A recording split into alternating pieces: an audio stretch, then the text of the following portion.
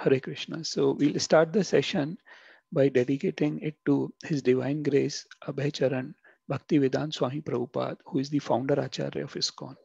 Right? We'll also seek blessings from His Holiness Gopal Krishna Goswami Maharaj and His Holiness Radhanath Swami Maharaj, who are our initiating and instructing spiritual masters respectively. So today we will be discussing chapter 2, which is titled as uh, Contents of Gita Summarized. Right. So this chapter 2 basically falls into the first part, which is primarily describing the Karma Yoga.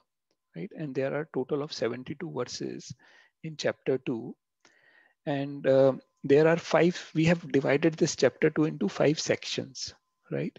And today we are discussing from verse number 11 to 20th, which falls into the Gyan Sankhya analysis of body and soul, right?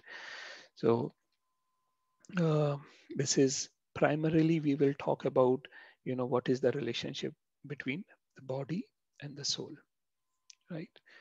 Um, Now, actually, you know, Krishna already spoke two verses, 2.2 and 2.3, right? But we discussed that how it was almost like a pep talk. It was like a generalized, encouraging Arjuna, to fight, right? Otherwise, Krishna highlighted that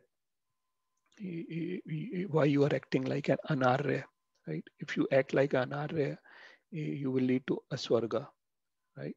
And akirtikaram, you will gain disfamy, right? Criticism. So it was basically a generalized talk.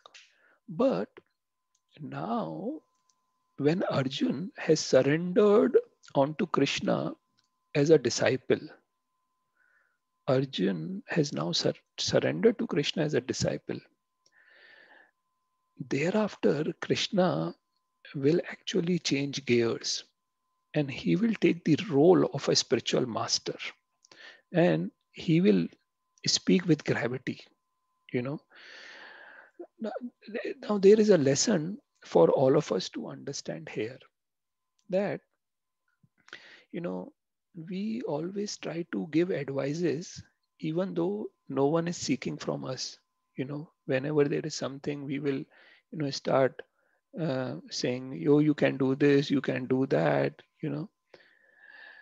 But Krishna would not do that, right? Krishna, we can give generalized instruction. When we are talking here in the session, we are giving generalized instruction. But in our lives, we should not give any specific instruction to an individual until unless the person is seeking, something from you, right? It is advised that otherwise, your advice will be not taken seriously and it will be waste of your time, right? And you may be, taken negatively rather. And now, when Arjuna has surrendered onto Krishna, Shishyasteham Shadi Mam Tvam Prapannam, right? Now, can you please instruct me, right? I am your disciple and a soul surrendered onto you, right? So, Lord Krishna started his instructions with this very verse, 2.11, right? So, Lord Krishna instructs Arjuna to give up unnecessary lamentation by understanding that spirit soul is eternal and this material body is temporary, it is perishable, right? So now, who are we? Now, when I, for example, say, what is this?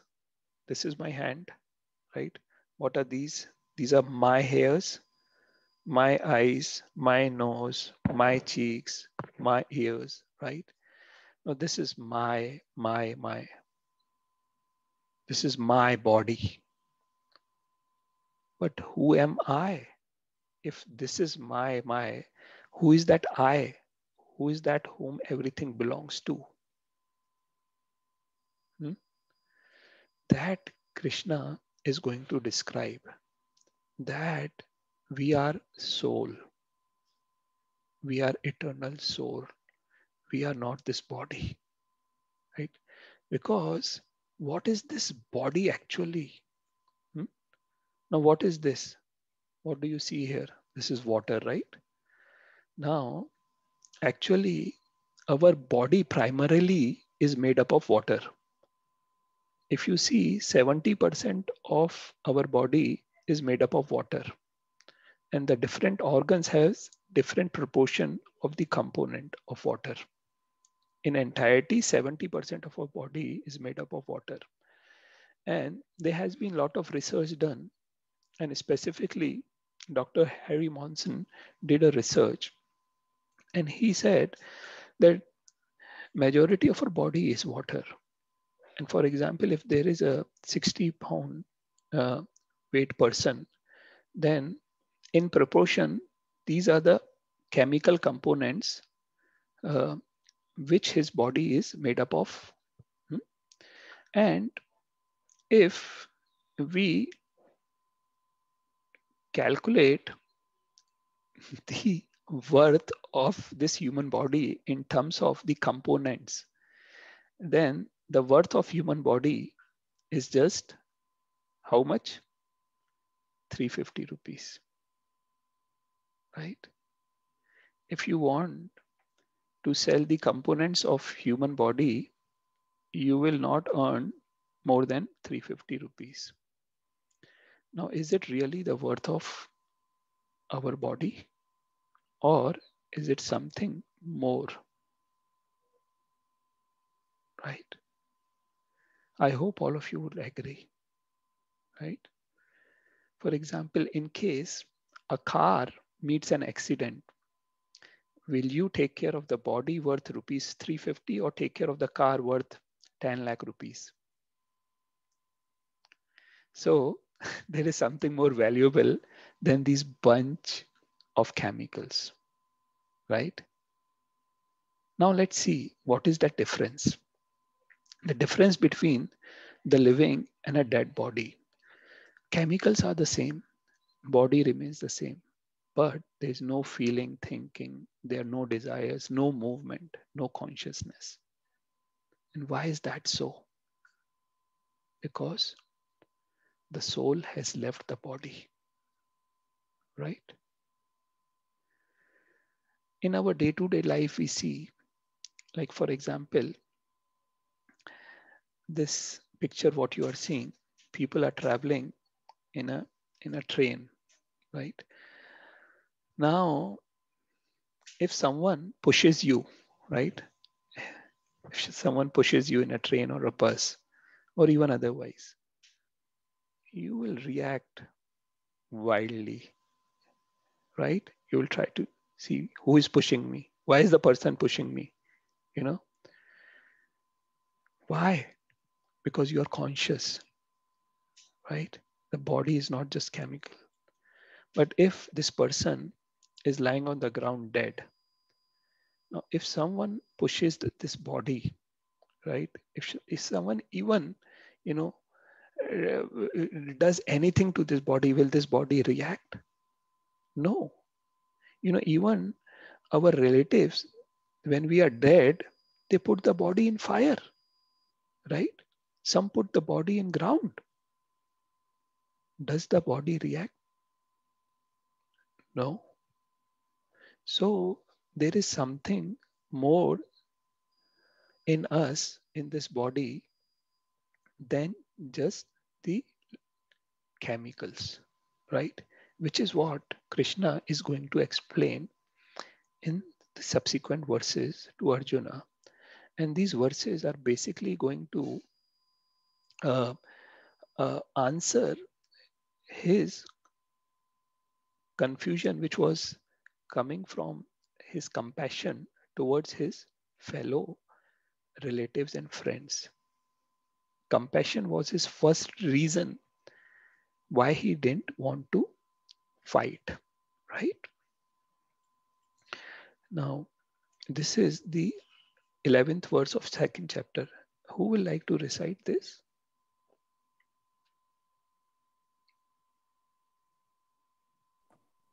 I will recite. Thank you. Hare Krishna. Sri Bhagavan Uvacha Asocyananvachochatvam Prajnavadamscha bhashase Gatasu nagatasumscha Nanusochanti pandita. Thank you. Thank you very much. Someone will like to read the translation? I'll read, Sumitji. Yeah. Thank you, Dipesh. Yeah, the Supreme Personality of Godhead said, while speaking learned words, you are mourning for what is not worthy of grief. Those who are wise lament neither for the living nor for the dead. Right. So basically, in this verse, Krishna is saying, don't lament unnecessarily, right?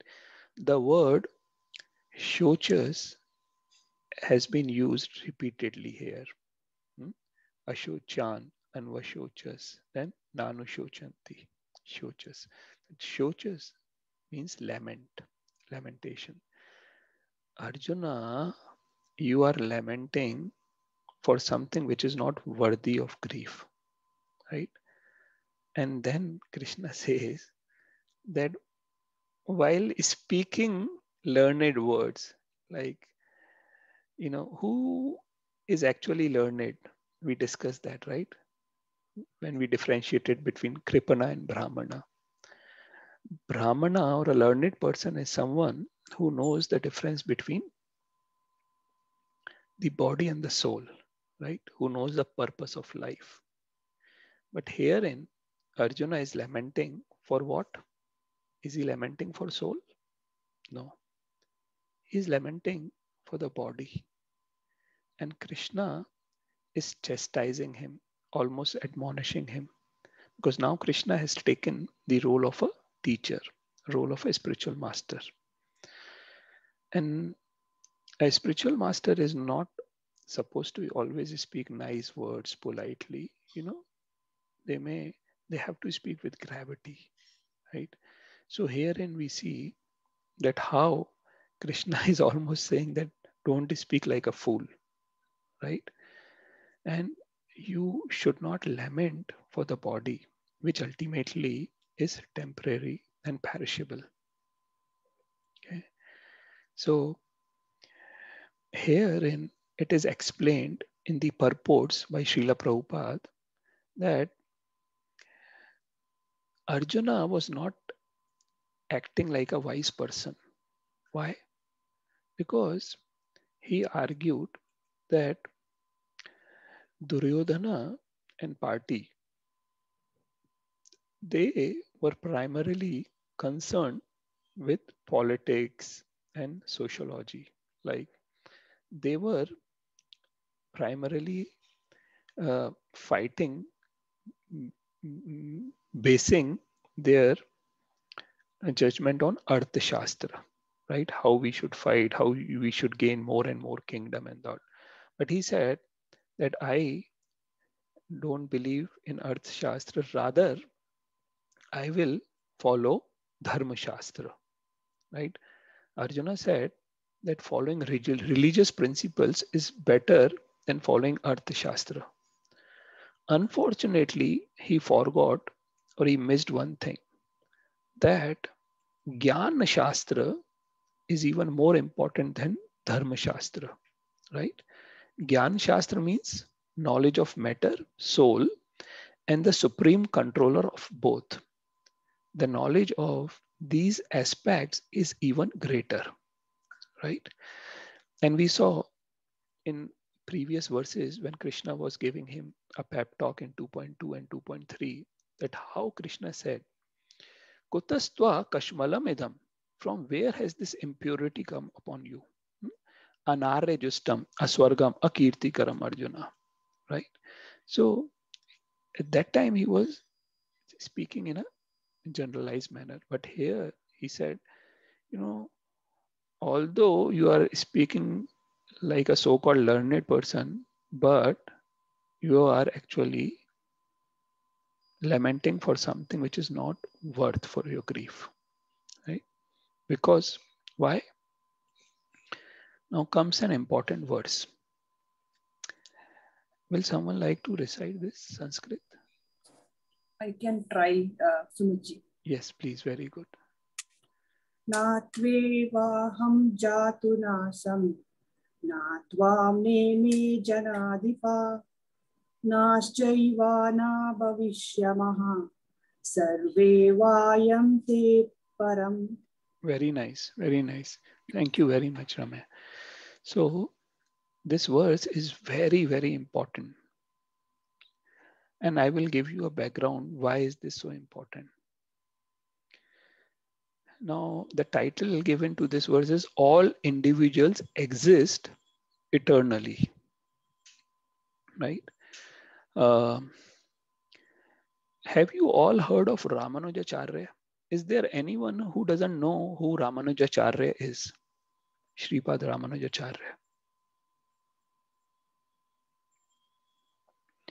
Okay, so we have talked about him briefly in one of the previous session that he's one of the Sampradaya Acharya of Shri Sampradaya, coming down from Lakshmi ji, right? And he was one of the most powerful Vaishnava Acharyas.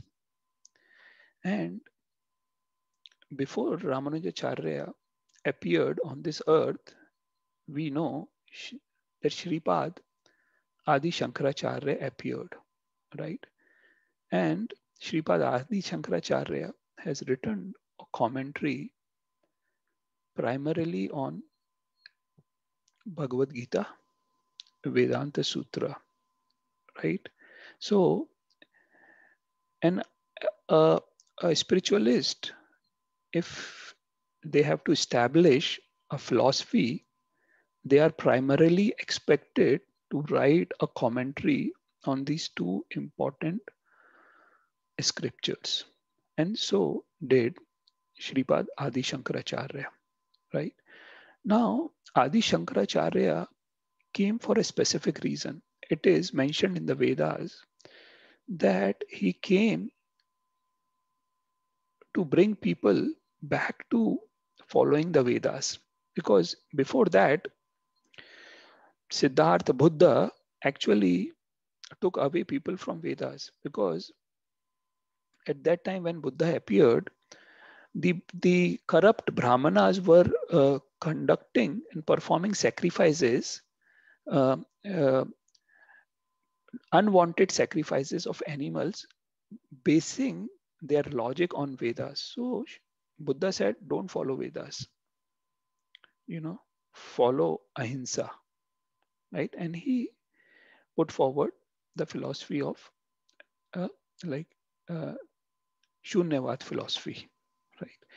So the primary purpose why Shripad Adi Shankaracharya came was to reestablish the Vedas. His primary purpose was not to propagate the main essence, but to, because Buddha propagated Shunyavad, he had to give something which was not far off from Shunyavad. Something similar, but basing his conclusion on Vedas, because primarily he appeared to establish the Vedas, right? So he gave a philosophy of Mayavad, right?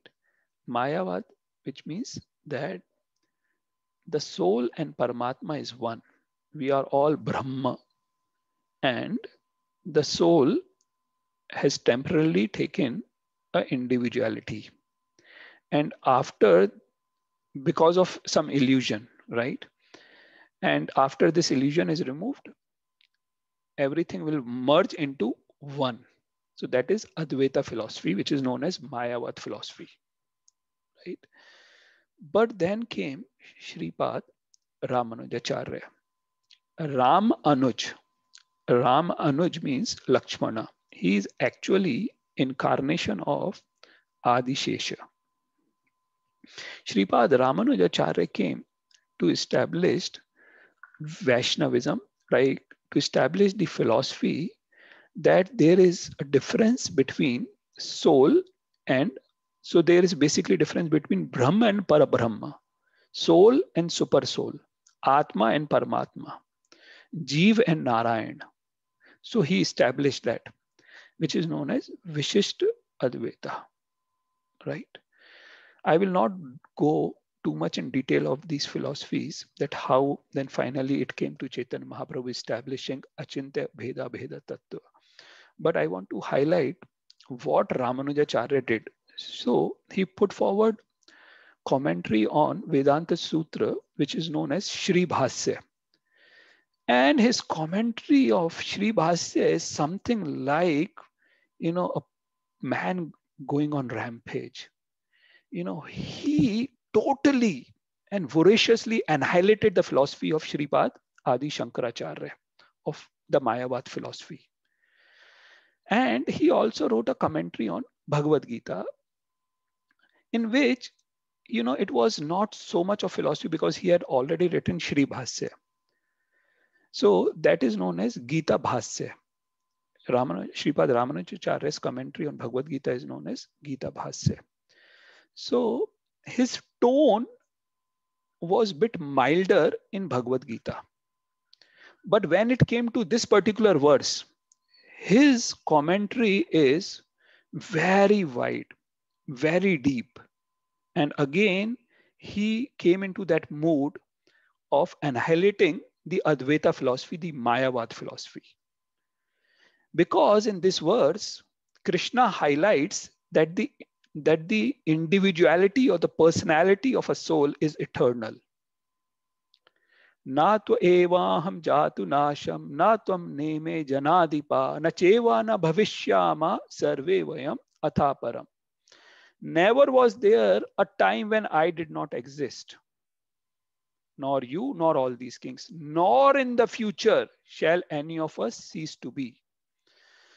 So, Lord says clearly that he himself, Arjuna, and all the kings who are assembled on the battlefield are eternally individual beings, and that the Lord is eternally the maintainer of all individual entities, both in their conditioned and in their liberated situations. So, Prabhupada has quoted in his purports from Katha Upanishad, right? Nityo Nityanam Chetanas Chetananam, right? That verse in which it is clearly established that the Supreme Lord is always the maintainer. Both of them are eternal, both of them are conscious, but there is one who is maintaining the other, right? The Mayavad theory or the Advaita theory, that after liberation, the individual soul separated by the covering of Maya or illusion will merge into the impersonal Brahman and lose its individual existence, is not supported herein by Lord Shri Krishna, the supreme authority, right? Because herein, if individuality were not a fact, then Krishna would have not stressed it so much. What did he stress? He stressed not only never was there a time in past, nor will there be a time in future. And here, if he is accepted, if people say no, he's talking, it is an ordinary conditioned soul in individual consciousness, then his entire Bhagavad Gita has no value as an authoritative scripture, right? And there are a lot of logics given, right? But sometimes it is said by Advaita philosophers that Krishna is basically talking here in a very conventional way.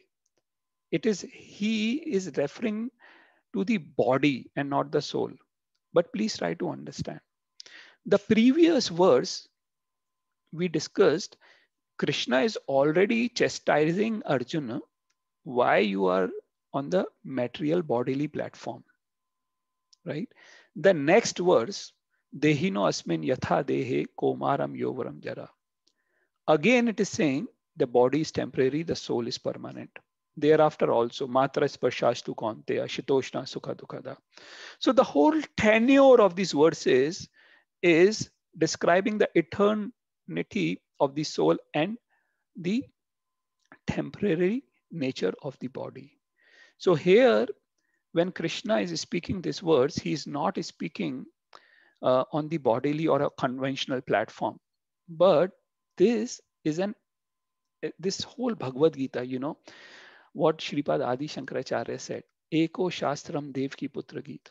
Eko Shastra. There can only be one literature, which is the Devki Putra Gita, right?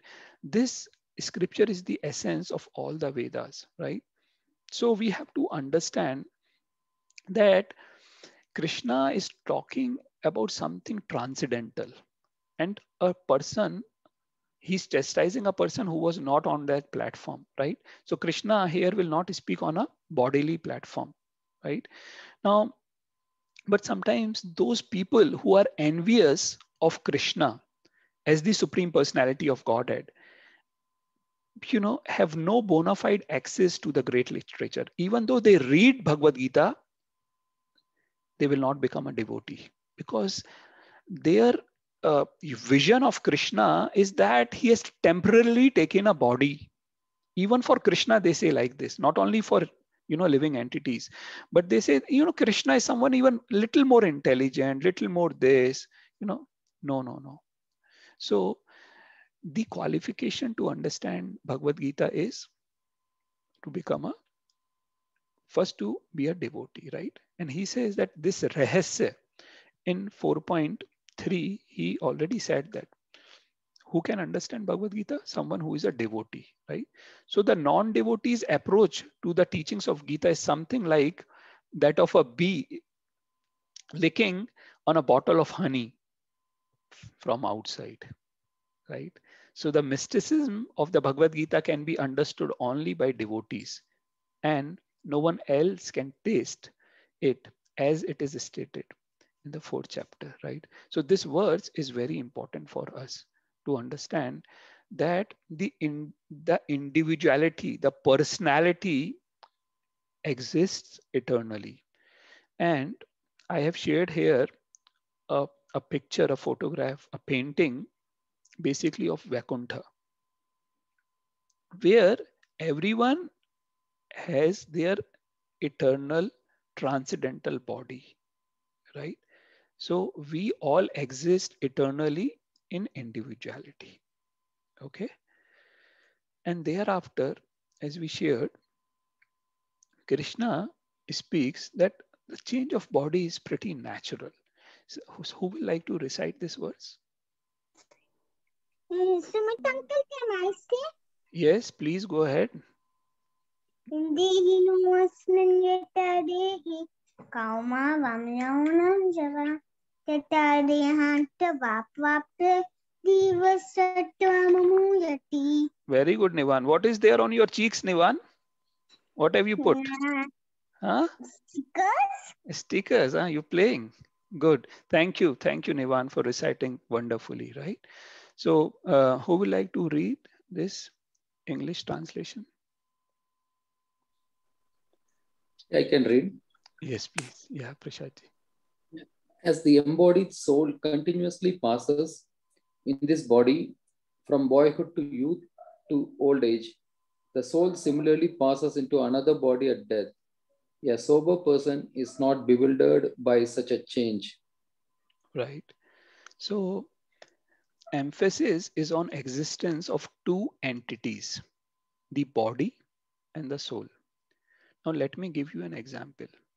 Like you must have noticed that sometimes when you meet some of your friends or relatives after a long period of time, maybe 5 years, 10 years, you'll say, oh, you have grown so much.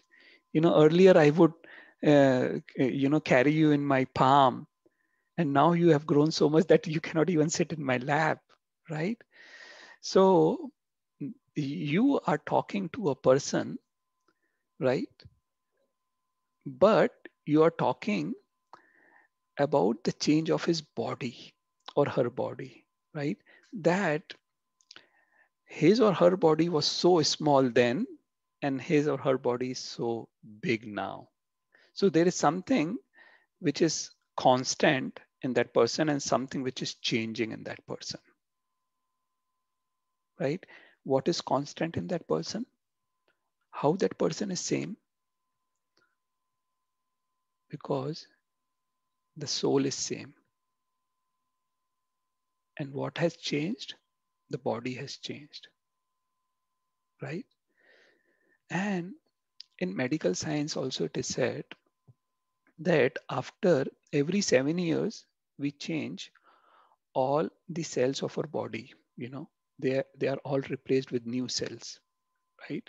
So we understand, right, that this body is actually changing at every minute, at every second, actually.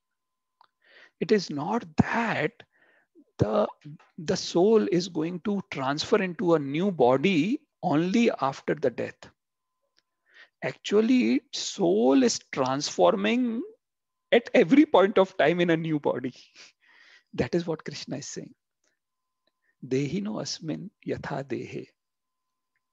Komaram yovanam jara. Right? We are going into a new body from what? Boyhood, komaram, to youth, yovanam, jara, to old age. Tatha dehantar praptam. Constantly we are changing the body. Dhiras tatranam hoiti. A sober person is not bewildered by such a change. Dhiras. Dhiras is used for a sober person. Literally sober, the word dhiras, the Sanskrit word, is used for someone who is intoxicated, adhira, basically. And sober is used someone who is not intoxicated, right? And here it is said that a person who is sober will not be bewildered by change, because actually we are changing at every point of time. Now, there are many IT professionals here and many people, and most of the people, they work in a corporate sector. And our bread and butter comes from the laptop we work on, or the system we work on, right? Or even the cell phone we use every now and then. So if you change, the keypad, right? Your some of the hardwares of the laptop, right?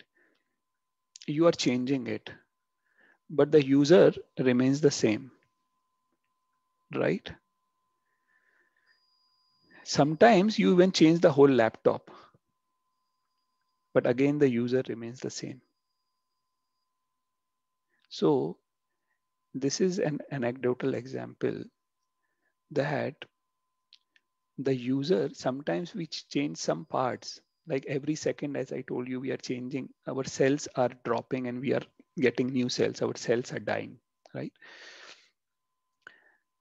Sometimes there is a gradual change, and sometimes you change is transformational. It is very significant. Sometimes you change small parts of your laptop, and at other times you change the whole laptop, right? So it is similar to that. What we only see is when someone leaves the body and gets into the new body. Now, any man who has a perfect knowledge of the constitution of the living soul, the super soul and the nature, both material and spiritual, is called a dhira, right? And such a man is never deluded by this change of body.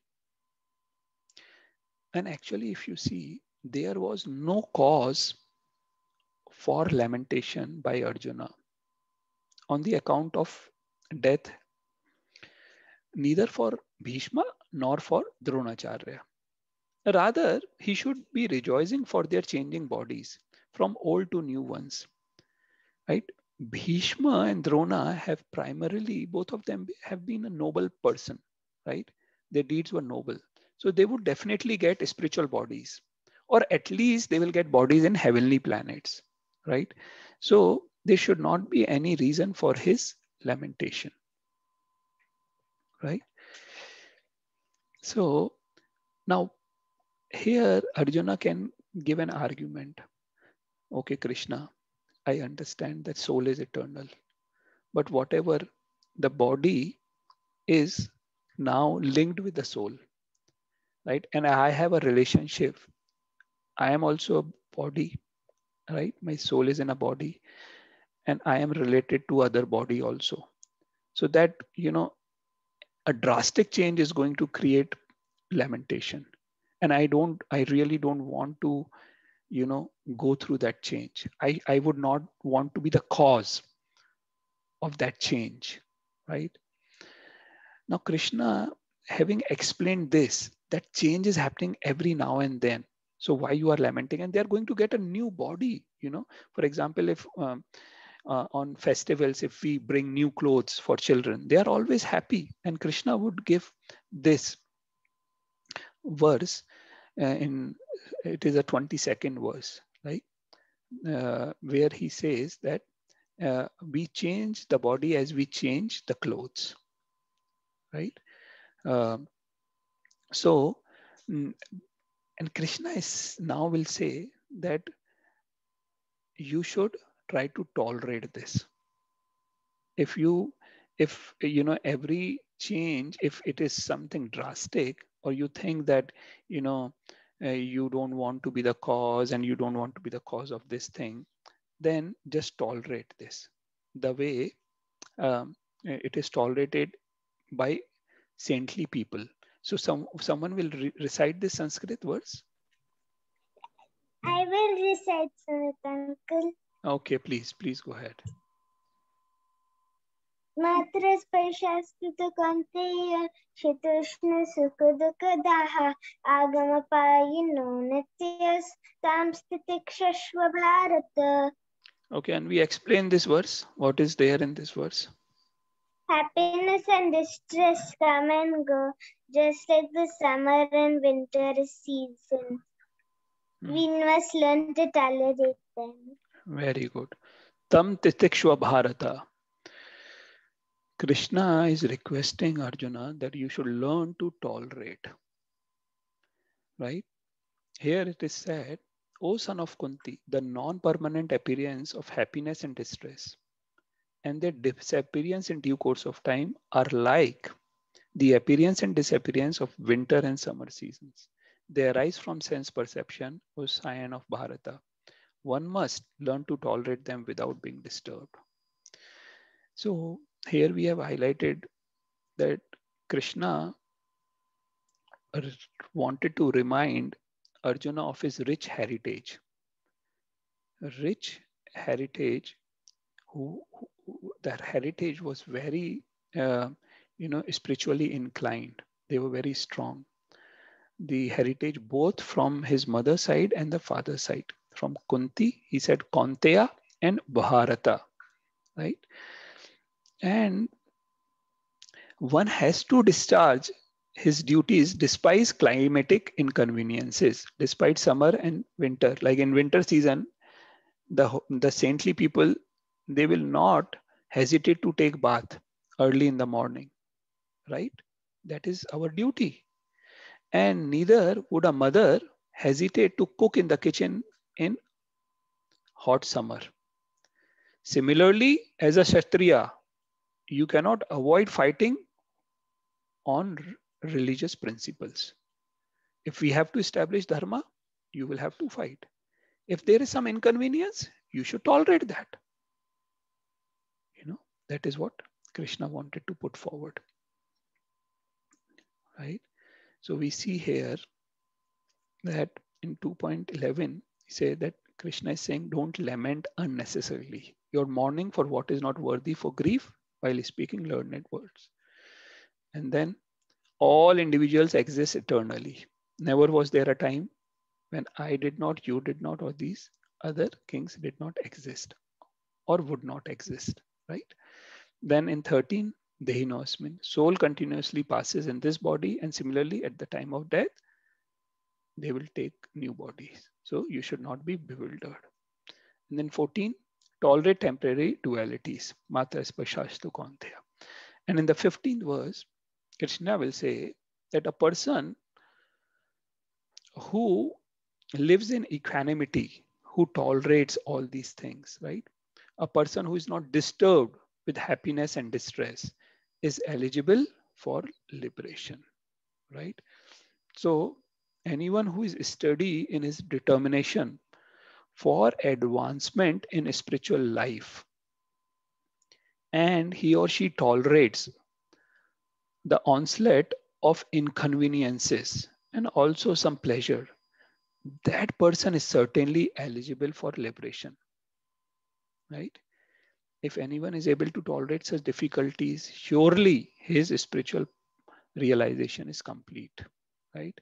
Similarly, in Arjuna's discharge of duties as a Kshatriya, he is advised to persevere, even if it is difficult to fight with his family members.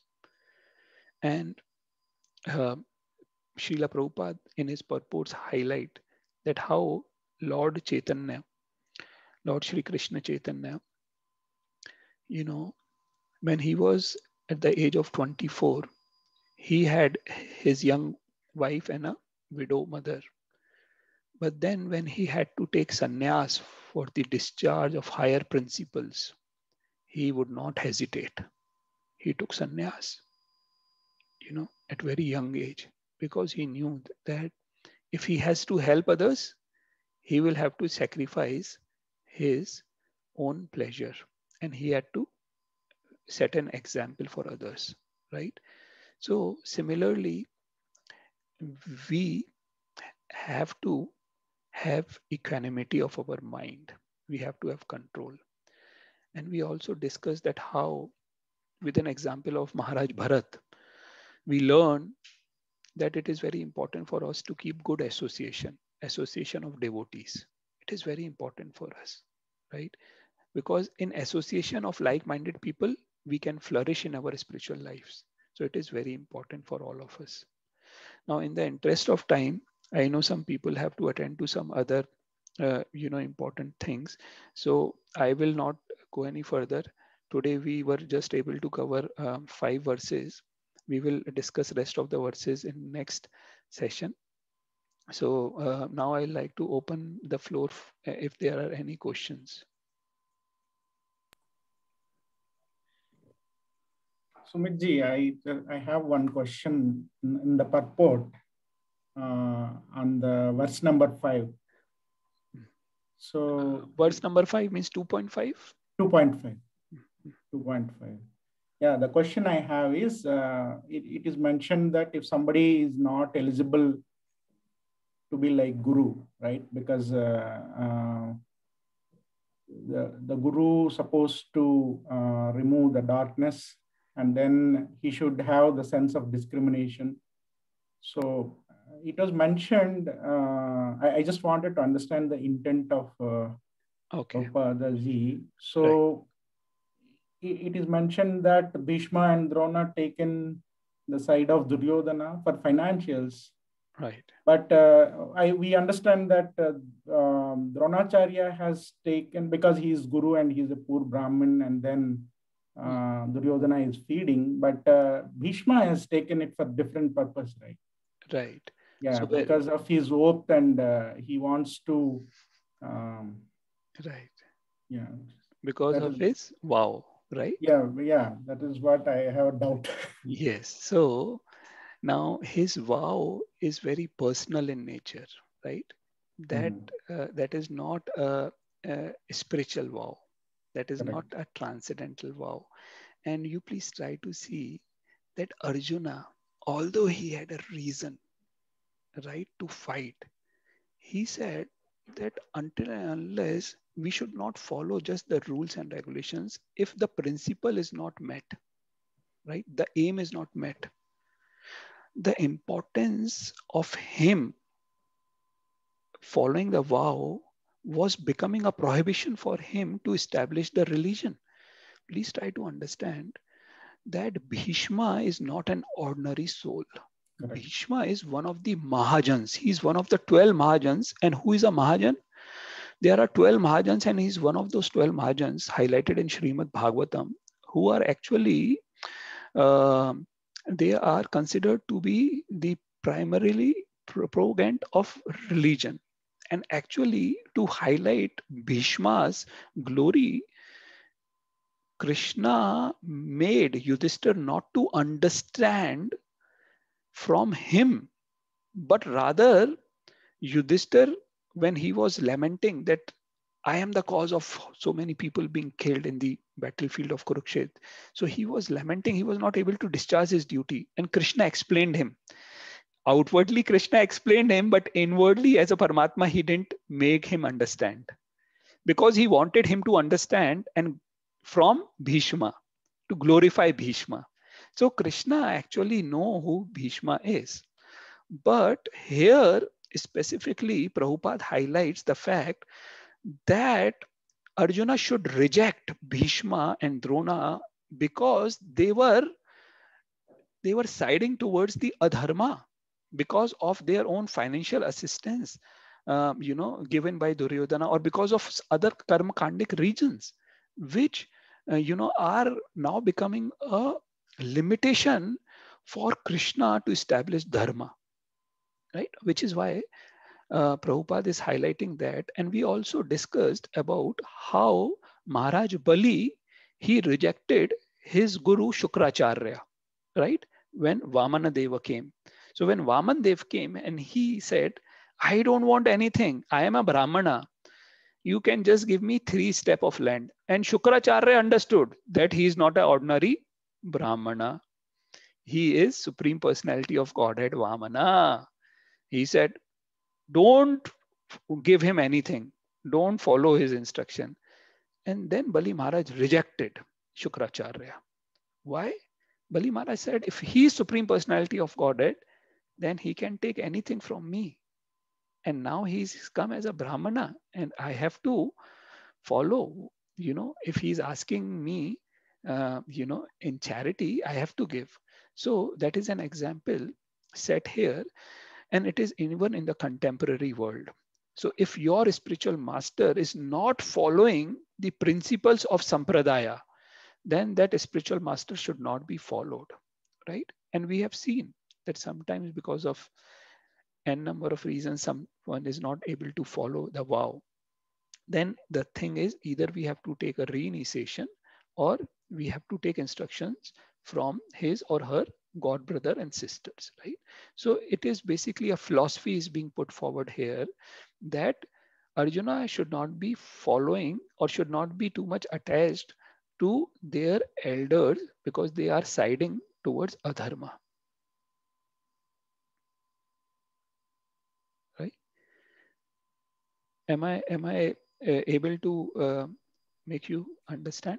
Yeah, I think the financial is, it's much broader than. Yes, yes, whatever. Yeah. Any other question or comment?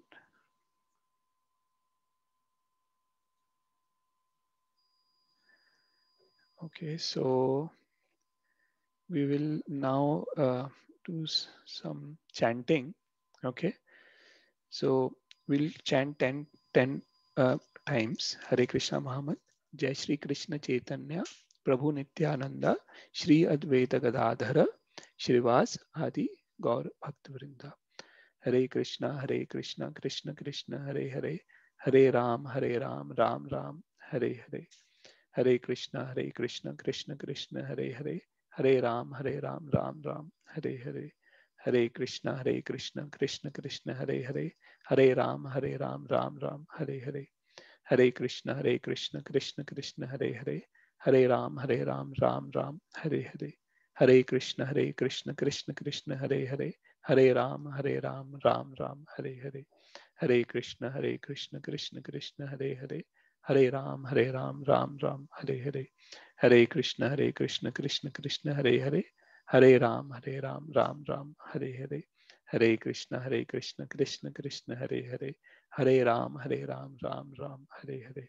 Hare Krishna, Krishna Hare Hare, Hare Ram, Ram Ram, Hare Hare. Hare Krishna, Krishna Hare Hare, Hare Ram, Ram Ram, Hare Hare. So thank you. Thanks all of you for attending this session. Hare Krishna. Hare Krishna. Yeah, Hare Krishna. Hare Krishna. Thank you.